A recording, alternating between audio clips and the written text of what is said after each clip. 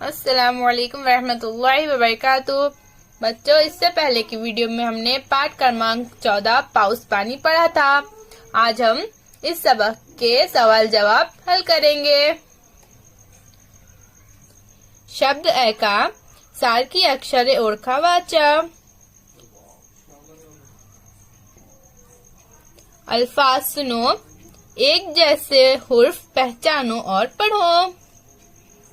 शेत, शेतकरी, यहाँ पर हमें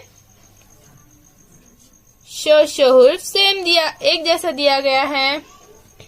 इसी तरह यहाँ पर पानी, गानी, यहाँ पर हमें नीनी हुर्फ एक जैसा दिया गया है। पाउस, पानी, यहाँ पर हमें पापा हुर्फ एक जैसा दिया गया है। इसी तरह यहाँ पर धरती, धरन, यहाँ पर हमें ध हुर्फ एक जैसा दिया गया है। ऐका मणा, सुनो और बोलो। शे, नी, पा, ध, वरील अक्षरांनी सुरुवात किंवा शेवट होणारे तुम्हाला माहित असणारे शब्द सांगा। यहाँ पर हमें ऊपर ये जो शब्द दिए गए हैं, इनसे शुरुआत होने वाले या इन पर खत्म होने वाले जो भी लफ्ज आपको मालूम हो बच्चों, हमें वो लिखना है या बोलना है। जैसे शेत,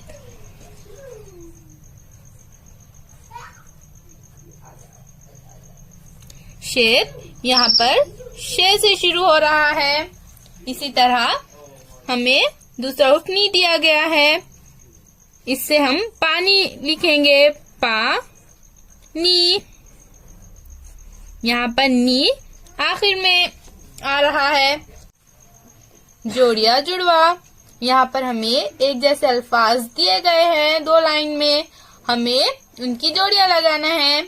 जैसा यहाँ पर हमें शेत, शेत इस तरह से जोड़ी लगाकर बताई गई है। इसी तरह हमें बाकी के लफ्जों की जोड़ियां लगानी है। तो चलिए हम लगाते हैं। हमारा पहला लफ्ज है तड़े, दूसरी लाइन में यहाँ पर है तड़े, तो हम इन दोनों की जोड़ी लगाएंगे। आप भी बच्चों पेंसिल और स्केल की मदद से जोड़ियां लगाइए। इसी तरह धरन, धरन, हम अब इसकी जोड़ी लगाएंगे।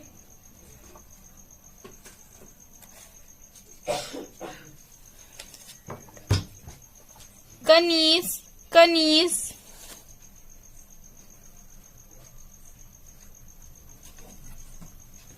पानी, पानी, उससे पहले यहाँ पर शेतकरी है और दूसरी लाइन में यहाँ पर है शेतकरी, तो हम पहले इसकी जोड़ी लगा देंगे।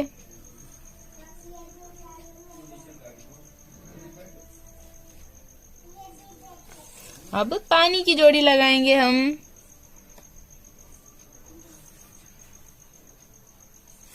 हमारा आखिरी लफ्ज है गानी, गानी, तो चलिए हम इसकी भी जोड़ी लगा देते हैं।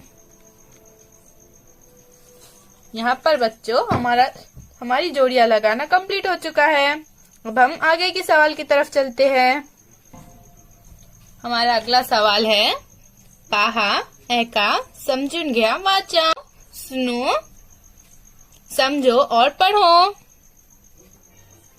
यहाँ पर हमें एक डब्बे में कुछ अक्षर दिए गए हैं और उसके सामने काना, मात्रा, दूसरी विलंटी, इसे दीर्घ विलंटी भी कहते हैं, और दूसरा उकार, इसे दीर्घ उकार भी कहते हैं, दिए गए हैं। हमें अक्षरों को वो लगाकर पढ़ना है।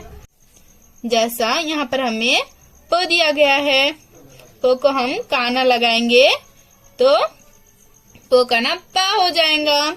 इसी तरह यहाँ पर श दिया गया है और हमें यहाँ पर मात्रा दिया गया है। श को हमने मात्रा लगाया तो शे हो गया। इसी तरह से यहाँ पर हमें न दिया गया है और यहाँ पर दूसरी विलंटी, इसे दीर्घ विलंटी भी कहते हैं, न को हमने दीर्घ विलंटी लगाई तो ये नी हो गया।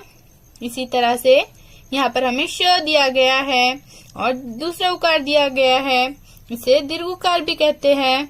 श को हमने दूसरा उकार लगाया तो ये शु हो गया। बच्चों, इसी तरह से आगे के हुर्फों को आप भी काना, दूसरी विलंटी, दूसरा उकार और मात्रा लगाकर पढ़िए। हमारा अगला सवाल है, खालिल अक्षरांना जोड़ ले मात्रा, दूसरी विलंटी, दूसरा उकार, काना ही चिन्ह गिरवा। यहाँ पर हमें नीचे कुछ हुर्फ दिए गए हैं, हमें उन्हें मात्रा, दूसरी विलंटी, दूसरा उकार, काना ये चिन्ह लगाकर पढ़ना है। जैसे प को हमने मात्रा लगाया तो पे हो गया।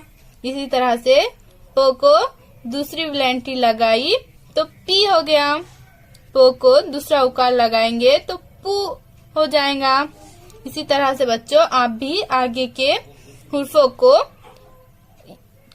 चिन्ह लगाइए, पढ़िए और अपनी कॉपी में लिखिए। हमारा अगला सवाल है, चित्रे पाहा नावे वाचा। यहाँ पर हमें नीचे कुछ तस्वीर दिए गए हैं, हमें उनके नाम पढ़ना है, उन्हें देखना है और उनके नाम पढ़ना है। लहसुन, पाल, फनस, साड़ी, पेन। पालक, पाए, कप, पीस, सांप। ऐका वाचा, सुनो और बोलो, पढ़ो।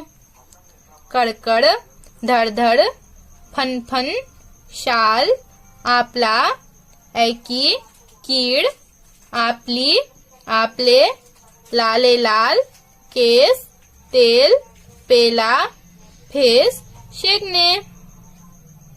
चित्रे पाहा समजून घ्या नावे वाचा। हमें यहाँ नीचे चित्र दिए गए हैं, हमें वो देखना है, उनको समझना है और उनके नाम पढ़ना है। यहाँ पर हमें एक तस्वीर दी गई है, इसमें एक जानवर दिया गया है, ये खरगोश है। खरगोश को मराठी में ससा कहते हैं।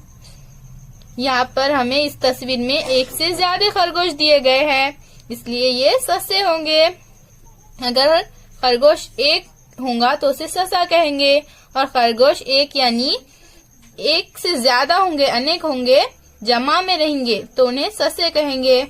इसी तरह यहाँ पर हमें इस तस्वीर में मछली दिखाई गई है, मछली को मराठी में मासा कहते हैं। इसी तरह यहाँ पर एक से ज्यादा मछलियाँ हैं, इसलिए इन्हें मासे कहेंगे। आइए हम अब अपने अगले सवाल की तरफ चलते हैं। खालिल शब्द उलट सुलट वाचा। हमें नीचे जो शब्द दिए गए हैं, हम उनको उल्टा और सीधा दोनों तरफ से पढ़ेंगे। डालडा, कड़क, नयन, नमन। अगर हम इसको उल्टा भी पढ़ेंगे तो ये डालडा ही लफ्ज बनेगा। इसी तरह से हम इसको भी उल्टा पढ़ेंगे तो ये भी कड़क लफ्ज ही बनेगा। इस तरह से ये भी नयन और ये नमन ही बनेगा। पाहा, गिरवा, लिहा वाचा।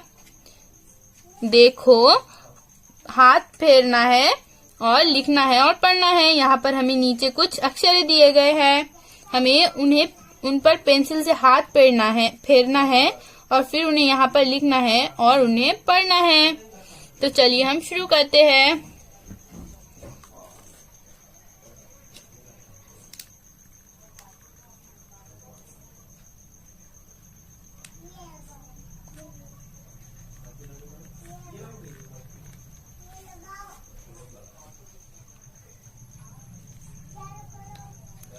ये है ऊ। इसी तरह से ये है, इस पर पहले हम पेंसिल से हाथ फेरेंगे और अब इसे हम यहाँ पर लिखेंगे। ये है श। इसी तरह से अब हम इस पर भी पहले पेंसिल से हाथ फेरेंगे। ये है, अब इसे हम यहाँ पर लिखेंगे पहले, फिर पढ़ेंगे। ओके, ये है शा। इसी तरह से बच्चों, आप भी आगे के हुर्फों को पहले पेंसिल से हाथ फेरिए, लिखिए और उन्हें पढ़िए। चलिए अब हम अपने अगले सवाल की तरफ चलते हैं। वरील अक्षराने सुरुवात किंवा शेवट होणारे तुम्हाला माहित असलेले शब्द लिहा। ऊपर हमें ये जो शब्द दिए गए हैं, इनसे शुरू होने वाले या इन पर खत्म होने वाले जो भी लफ्ज आपको मालूम है बच्चों, आपको वो लिखना है। इससे पहले भी हमने ये सवाल किया है। इसी तरह से मैं आपको यहाँ पर भी एक मिसाल बताती हूँ। जैसे हम ऊ से ऊस लिखेंगे। इसी तरह से बच्चों आगे के हुर्फों से आप भी शब्द बनाइए। हमारा अगला सवाल है, पाहा सांगा पानी कशासाठी। देखो बोलो पानी किस लिए।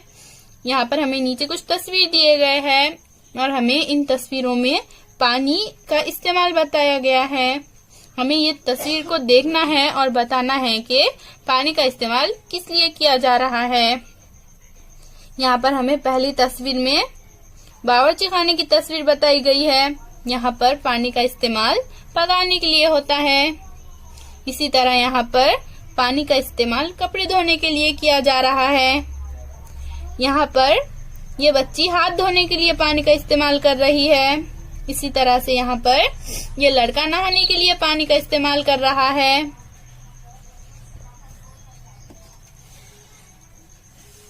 इसी तरह से यहाँ पर ये औरत पानी का इस्तेमाल पीने के लिए कर रही है और यहाँ पर ये किसान अपनी फसलों को बढ़ाने के लिए पानी का इस्तेमाल कर रहा है। पानी जपून वापरा। बच्चों हमें पानी का इस्तेमाल एहतियात से करना चाहिए। पानी को वेस्ट नहीं करना चाहिए। पानी बहुत कीमती होता है, इसलिए पानी का इस्तेमाल एहतियात से कीजिए। उम्मीद है बच्चों आपको आज के ये सवाल जवाब समझ आ गए होंगे।